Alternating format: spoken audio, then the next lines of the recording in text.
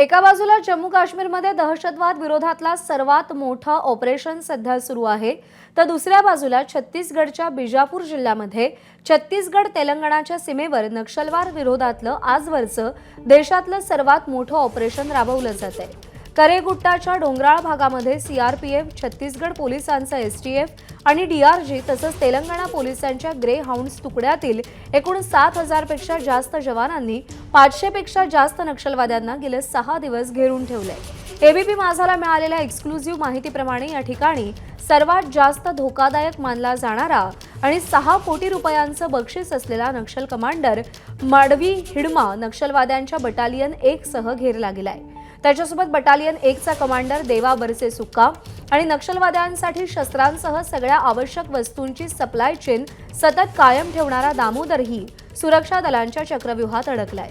त्यामुळे नक्षलवाद्यांविरोधातल्या देशातील आजवरच्या सर्वात मोठ्या ऑपरेशनमध्ये सुरक्षा दल यशस्वी ठरलं तर हा नक्षलवादावर देशातील सर्वात मोठा आघात ठरणार आहे।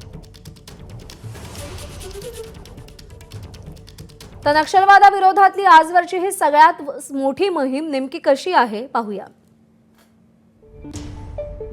छत्तीसगडमधील बिजापूर जिल्ह्यातील करेगुट्टा डोंगर रांगांमध्ये मोहीम राबवली जाते। शेकडो नक्षलवाद्यांना घेरलेल्या मोहिमेचा आजचा 6वा दिवस आहे। 145 वर्ग किलोमीटर भागामध्ये करेगुट्टा डोंगर आणि घनदाट जंगल पसरलंय।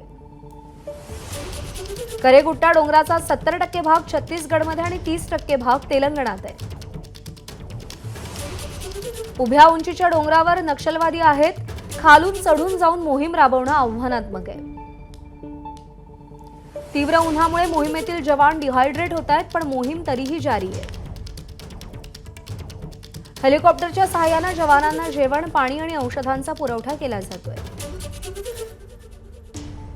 नक्षलवाद्यांनी डोंगराच्या चारही बाजूंना व डोंगर रांगांवरती भूसुरुंग पेरले।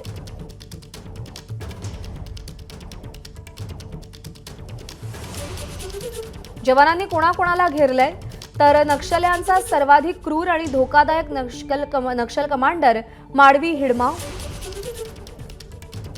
नक्षलवाद्यांच्या सर्वात घातक बटालियन 1 चा नेता माडवी हिडमा आहे।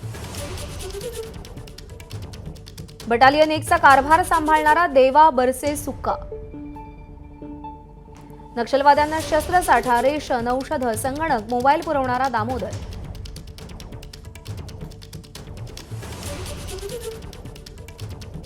तर नक्षलवादी माडवी हिडमाचा रक्तपात त्यानं कसा घडवून आणलाय ते आपण पाहूया। 6 एप्रिल 2010 ला माडवी हिडमाच्या नेतृत्वातील हल्ल्यात 76 जवान शहीद झाले। 2013 ला सुकमामध्ये माडवी हिडमाच्या नेतृत्वातील हल्ल्यात 31 काँग्रेस नेत्यांचा मृत्यू झाला। 2017 मध्ये भेज्जीमध्ये माडवी हिडमाच्या हल्ल्यामध्ये 12 जवान शहीद झाले।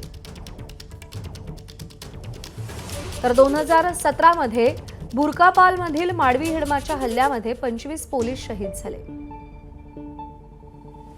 4 एप्रिल 2021 ला टिकुलगुडामध्ये हिडमाच्या हल्ल्यात 23 जवान शहीद झाले। माडवी हिडमा सर्वात क्रूर आणि धोकादायक म्हणून त्याच्यावर 6 कोटींचं बक्षीस जाहीर करण्यात आले। एबीपी माझा, उघडा डोळे बघा नीट।